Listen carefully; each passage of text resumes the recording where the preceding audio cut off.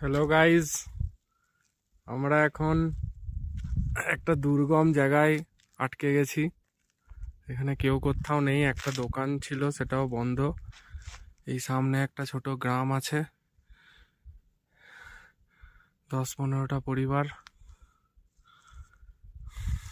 আমরা আসলে যাচ্ছিলাম ভবিষ্যবদ্রী, যেটা যোশীমঠ থেকে প্রায় 18 কিলোমিটার। তো এই যে চড়াইটা আছে, যেটা লাস্টের শেষের যে 10 কিলোমিটার, এইটা আর করা গেল না, কারণ আপনারা দেখতে পাচ্ছেন বরফ এবং রাস্তাতে ব্ল্যাক আইস জমে গেছে।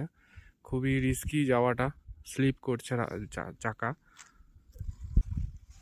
সাথী আছে, এ খুব আশা করেছিল যে কিছু একটা বিস্কুট ফিস্কুট আমরা কিনে খাওয়াবো হয়তো, কিন্তু এই দোকানটা বন্ধ থাকার জন্য কিছু খাওয়াতে পারলাম না। দেখুন কি সুন্দর সিনারি, দেখুন দুর্গম। আর একটা আওয়াজ আসছে,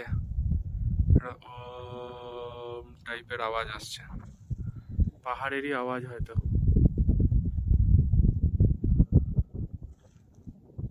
খুবই দুর্গম জায়গাটা।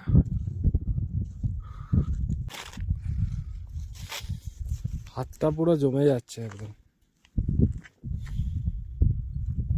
এখান থেকে তপোবন 7 কিলোমিটার, সাদা বরফ চারিদিকে।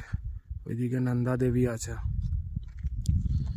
ও সরি, নন্দা দেবীটা ওই দিকটায়, এইটা নন্দা দেবী।